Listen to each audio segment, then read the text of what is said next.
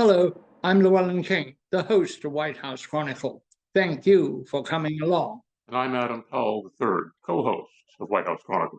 Today, our guests are from the Keystone Policy Center, Christine Scanlan, President and CEO, and Ernest House, Senior Policy Director and Director for Tribal and Indigenous Engagement. Welcome, both of you. Maybe, Christine, you would start by telling us what the Policy Center does.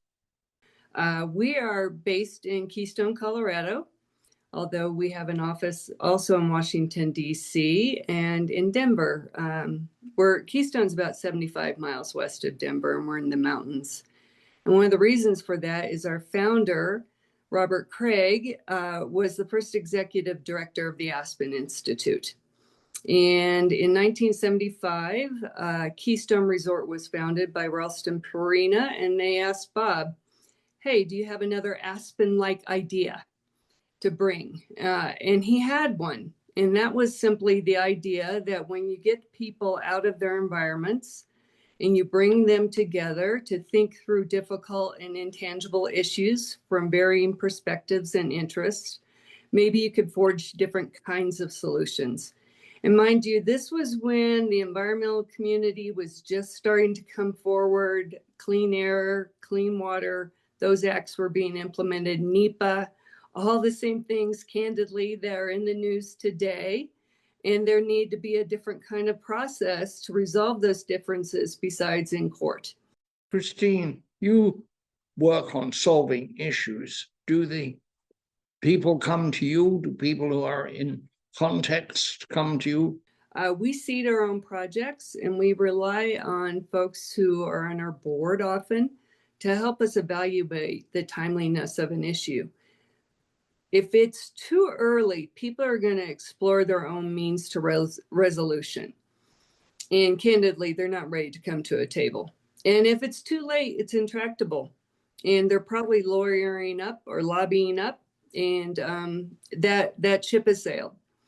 So if there's a moment in time that makes sense for us to get involved, then that's when we'll act. And that we do on our own time, own dime. We'll also be contracted by all levels of government, from state, local, and federal agencies, who sometimes they're mandated to do a process that involves stakeholders and community engagement. That wasn't such the case in 1975. It's become very much the norm today. And then other times, community, a company, industry members will say, hey, we're really struggling with an issue. It involves a really complicated set of interest, and can you come help us? And we'll do that. We often seek diversity of funding. So we'll go to the philanthropic foundation community and say, hey, we would like to engage in this kind of process, but would like a diversity of funding sources. So as it's not necessarily one entity only funding that process. To both of you, your organization has a number of major areas of interest: energy, environment, education, health, and agriculture. That's quite a range. What's the common thread that runs through all of that? I can answer, and certainly Ernest can jump in, because he has worked on tribal issues. That's been a part of our organization almost since the beginning. You know, we really have our roots in environment, energy, and natural resources kind of issues. But from there, there's spread just where there was a need to resolve conflict in a different kind of way. Agriculture is a natural offshoot of that.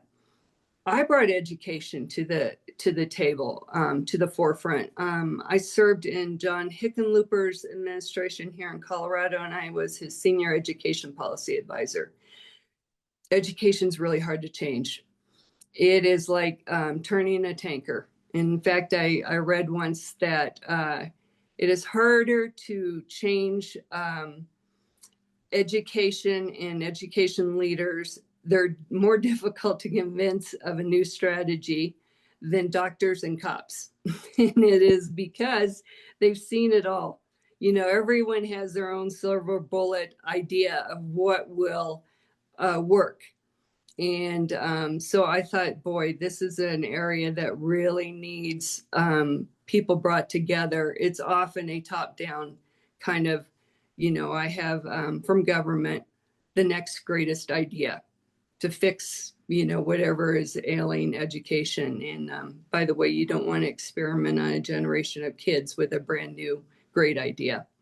So it was a need for really substantive, deep thinking. And so that's our newest area at Keystone. Ernest, can you give me some examples of tribal issues that have come before Keystone and been resolved? Absolutely. Well, thank you, Llewellyn, for this opportunity. And back into Adam's initial question, it's a really great question on the through line. And the through line, I think, through Keystone over the duration since the 70s, to Christine's point, has really been humans. It's been people. It's been communities. And I'm a member of the Ute Mountain Ute tribe myself from southwestern Colorado. I've spent 12 years as the director of Indian Affairs for the state of Colorado for 3 governors. And so along with Christine, I worked in state government. And I come from a long line of tribal leaders. And in fact, this picture right here is a picture of my great-grandfather, who was the last traditional chief of my tribe. I say all that because the Native American population throughout the United States is about 3% of the total U.S. population. And in Colorado, that's very similar. 3% of our state's population identifies as American Indian, Alaska Native. Yet we have 575 federally recognized tribes throughout the United States, including Alaska. We're some of the fastest growing populations in a lot of different areas. And in Colorado, we have such unique areas. And so, Llewellyn, to your question, areas like education, natural resources, clearly water, if you've been following anything on the Colorado River, has been a huge issue. But in projects, Keystone, we helped launch a tribal energy collaboration back in the 70s called the Council of Energy Resource Tribes, which really advocated for tribal nations to advocate for themselves in Congress and the halls of Congress and through DC to try to create a process that works for tribes. We do that same thing today. Not cultural resource management, from museums to ancestral remains and artifacts. All that comes with collaboration through that human perspective. Ernest, we keep reading and hearing about the difficulties of bringing people together who have different views and creating consensus. What's the secret, as it were? What's the method that you use to solve that problem? At Keystone Policy Center, we have amazing staff that have spent years in conflict management or resolution training, as one might call it today. In Indigenous communities like mine that have been here for thousands of years, there's always been a form of peacemaking. There's been a process to getting along, to addressing complex, difficult situations since time immemorial, which a lot of our tribal nations approach. So I think it's a variety of different things. And I think that it depends in my perspective, on the community. It also depends on the issue. Oftentimes we're called in to address what the issue is and to help identify a path forward and to find that common ground. How we define common ground today, especially in our world, it changes. And I think we've seen that change from year to year, if not day to day. And so I think that's been the approach, the Keystone way. It's very, very unique. Christine, not in my backyard, NIMBY is a real thing. It's not just a joke. And it severely restricts the development of energy systems, for example, when we need them desperately. Can you give me some example of how you've tackled that, if you have, or how it should be tackled? Well, there's another acronym in negotiation strategy called BATNA, Best Alternative to Negotiated Agreement. So yeah, you have NIMBYism happening, but then what? So often you can have those solutions forced upon you. Despite that, you can respond to the loudest folks, and you can stall out inevitable change. But then if you have to weigh your BATNA against those kinds of alternatives, eventually you're up against a wall and things will come, you can be overrun and overruled. So maybe it's still in your best interest to be at the table participating at the end of the day, because you've exhausted all your NIMBY, alternatives. And that's where we come into play. So that only carries the day so far, I believe, Llewellyn. And it can be a long day. I'm not naive to how effective that can be, but I think that if you want to see something that actually reflects the interest of involved people, and by the way, we don't always, in fact, I would say I don't even talk about consensus building that much anymore, because that can be least common denominator decision making too often. It's sort of been abused as a term. We do talk a lot about what people can live with in terms of outcome. And that's a place to start to build from. For the benefit of our listeners on Sirius XM Radio's POTUS channel 124, you are listening to White House Chronicle. I'm Llewellyn King, executive producer and host. Co-host Adam Clayton Powell III joins me. Today our guests are from the Keystone Policy Center. Scanlan, President and CEO, and Ernest House, Senior Policy Director and Director for Tribal and Indigenous Engagement. White House Chronicle airs nationwide on PBS and public educational and government cable access channels. Subscribe for full episodes of White House Chronicle each week as a podcast on your favorite audio platform. Watch this and previous episodes on the White House Chronicle website, whchronicle.com. For more information on Adam Clayton Powell III's USC project, contact him at truevote@usc.edu. You can now find me on Substack. Search for Llewellyn King's file. I'm there. Some say that if we're looking for solutions to national problems or regional problems, that it's easier in some respects in the middle of the country than on the coast, particularly perhaps in Washington, D.C. Do you think that's the case? States love to copy one another. If there's good policy to be made at a state level, they do tend to do that. And our problem is, though, states have become, I'm sure you've read the research that state government and legislatures now are electing more extreme people, if you will, on the left and right than are their constituencies. So how do you bridge that? And so then you have to come up with solution sets that people can support in order to both reflect the reality of those legislatures, but build on model legislation. So we have been called in of recent. One of the ideas that we have, Llewellyn, on issues near and dear to your heart is there data center legislation that makes sense, that we can help to forge at least some baseline language that can be tweaked to reflect where regional and other interests need to have some differentiation amongst language and interests. But are there things that we can come up with that allow that to start to be some baseline kind of work that can meet some of those issues head on? I will say candidly, I think there's more energy and momentum at the states around a lot of interest in energy issues, in dealing with grid issues, in dealing with permitting issues that then maybe can be reflected at the federal level, although there's interest around the federal permitting issues, but you can't do that without state and regional interests being met. Ernest, I'd like to ask you, how do the tribes deal with modern life and these huge changes we're seeing? Christine just mentioned data centers. We're seeing them particularly in energy, but we're seeing them in every aspect of how we live and how we're going to live. Are the tribes ready for that? So often our tribes are overlooked. So much of the conversation resides or ends with states, or it might be just within Congress, and not taking tribal nations' perspective into play here.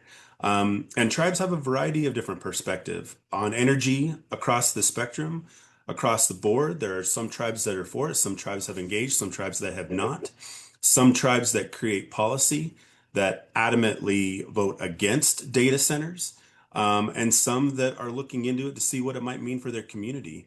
So along that spectrum, I think tribal nations, those 575, are only the federally recognized. There's additional tribal nations that are state recognized. So when you have states that have either really good relationships between the states and tribes, I think you see a lot more collaboration. You see stronger consultation and conversation. So much of the question I get is it consultation or conversation? And what should we be having? Should we sit down over a cup of coffee, or should we actually have a formal process with the mediator? What's needed?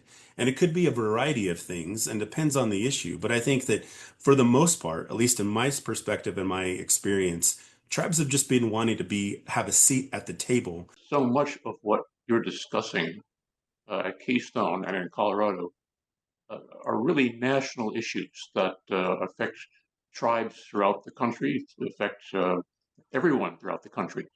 So as you're sitting down at the table with others, do you invite people from other parts of the country? Are you approached by people from other parts of the country? We've been contacted by states that are either working through a difficult situation with tribal nations in their community. I was recently on a panel in the state of New Mexico, which has numerous tribes, 30 plus tribes and tribal nations and their variety of pueblos, tribes, and nations. So yes, the short answer to your question is we've been contacted for about a variety of different issues. Plus, we've also been contacted internationally, international repatriation efforts when different countries are wanting to return sacred items that maybe found their way across the oceans into their locations. To how do they get back to the rightful owner? How do they correct a wrong, and try to build a stronger relationship? And I also want to emphasize, we don't speak on behalf of any tribe. We will contact the tribes and have them speak for themselves. We want to ensure that engagement and process goes through the proper channels, and ultimately it's the tribal nations that need to speak on their own behalf. I'm wondering, Christine, how do you describe yourselves? You're not a think tank. You're not an advocacy group. You're not a university. How do you describe yourselves? And do you have any peers, or are you unique? I'm glad you raised this question, Llewellyn. We're nonpartisan, non-advocacy, and there are a handful of firms in the country that do our similar kind of work. We might be broadest in terms of substantive areas that we work in. And again, that's a reflection, as Ernest mentioned, of just a really talented staff who have deep substantive knowledge in the issue areas that we delve into. I think we're the first who started this in this policy realm, combining negotiation, mediation, consensus building kind of processes with public policy issues. So, we celebrated our 50th anniversary, which honestly is an achievement for any nonprofit just to stay in existence quite this long. So, we're pretty unique and one of very few that do the kind of work that we do. And I'll add though, there's a lot of, folks who do facilitation and the kind of things that we do all over the country. We just have probably a bigger lens. Christine, this is the second time you've had a leadership post at Keystone. You took some time off, as it were, to be in electoral politics, with some success there in Colorado. How did being involved as an elected official and in campaigns, how did that inform your work now? You know what? I don't think I could have taken on the CEO job without having done that. I got to practice what Keystone preached around taking on different interests in negotiating policy solutions. When I was in the governor's office, I was also charged as the legislative director and head of strategic partnerships. So it was one of the few times that in a governor's office, legislative sessions are insane. You know, there's no time, there's no depth to them. Legislators in Colorado see something like 600 plus bills they vote on. So there's no possibility of taking the time you need to go deep into understanding the interests that are driving those important pieces of legislation. And I was able to actually practice a bit of that and got to see the reality of it, you know, and got to see the truth of money in politics. And I was fortunate to be in a district that was voter registration was a third, Democrats, Republicans, and unaffiliated. And candidly, that was a gift. I did not have to vote with my party all the time. I could vote with my constituents. That allowed me a great freedom that I don't think is enough experienced in this country at any level of government. And I wish it were, honestly, because you have then the ability to really weigh in a much deeper manner the complexity of the policy questions in front of you without just checking the box around the team that you're on. And that allowed me freedom to explore different policy solutions that can meet the needs of my constituencies, which were very diverse. And I was able to translate that into the governor's office by pulling stakeholder groups together year round. And what was cool about that is if you're in the governor's office, people will attend your meetings, which is a lovely thing to have the power to do. And we had much better policy solutions result from that. I worked for a boss in John Hickenlooper, whose preferred outcome was bipartisan solutions. And so that was empowering as well. And I'm afraid to say that doesn't happen enough in this country or in many states. So having experienced all of that and bringing it back to Keystone, I was not near as naive or idealistic as I had been prior to that, and understood much better the influence and pressure that our stakeholders are under when they're trying to forge these solutions and know the right outcomes, but often are unable to support them. So we find different pathways to at least make progress against them. I'd like to ask both of you a question, maybe Ernest first, and that is, what are you proud of? What solution? Where have you brought two groups together? That's a great question, because I think so much of what I work in and the space that I work in has been, as I mentioned earlier, having tribal nations have a voice in conversation. So if it's education, we were effective coming out of COVID to work with one of the tribes here in Colorado to build the state's first tribal charter school on an Indian reservation in the state of Colorado. And that could have been devastated, completely wiped out by COVID. My tribal nation we're a small tribal nation, only 2,000 people enrolled, with over 1,000 people that live in the community. So, a devastating impact, an epidemic like COVID could have easily wiped our community out. We quickly worked with the tribal nation, identified the educational needs with our team, and were able to work with the tribe to launch a school. On the other side, most recently, there's been a lot of conversation going on around the drought, the significant drought that we're seeing here throughout the West. I mentioned the Colorado River earlier today. That's impacting several states, over 30 tribal nations in the upper and lower basin. We just don't have enough water. That's just the end of of that, where that it stands right now. What do you do when that happens, when so many communities and tribal nations depend on that? Part of that conversation is our conservation groups. Big conservation conversations and tribal nations oftentimes over history have not seen eye to eye. We've been brought in to help build a strong relationship, and I'm glad to say that organizations like the Nature Conservancy and Trust for Public Land, which are huge national conservation groups, are now working and have been working with tribal nations to strengthen that relationship, because the issue of drought in tribal communities is an issue of drought in every other non-tribal community as well. So we're learning from each other. They're using examples on how to approach certain things.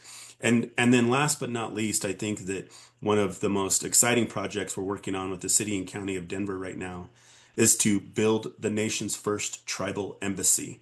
This is not just a cultural center. It's not just a museum. It's not just a place for meetings to happen, but how can we talk about tribal sovereignty in this lens of where we are today? What have we learned in the last 250 years? What have we learned in the last 150 years as Colorado's the centennial state? There's so many things that we can build upon because of the successes we've seen, and we're making our community stronger by part of that conversation, having that conversation with their voice, and we look forward to that moving forward. I think we change people at a human level. I think people who participate in our work are changed in their leadership. I think they don't think the same, both about folks that they viewed as adversaries, but also about how they view their work as leaders. And I think that carries them forward. I think they're better leaders, better decision makers, and I think they credit Keystone because we hear their stories about how that affected them as individuals. And that is that's something that we're really proud of. It's more than just the outcome of and impact of our work, which we're of course enormously proud of and can point to.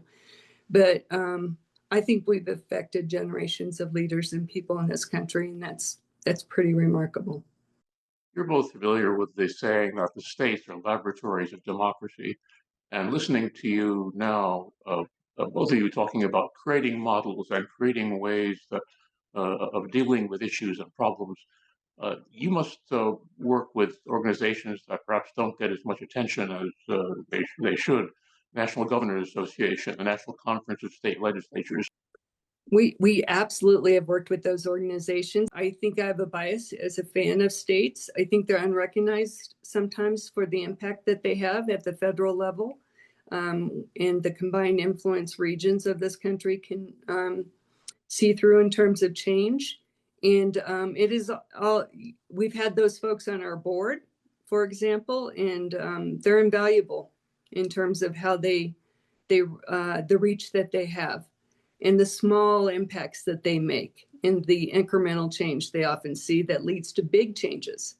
And sometimes it is big, recognizable change. And I'd like to think that we serve that role as well. I'm afraid we're out of time, and that is our show for today. Thank you so much for coming along. We will be back next week. Until then, cheers.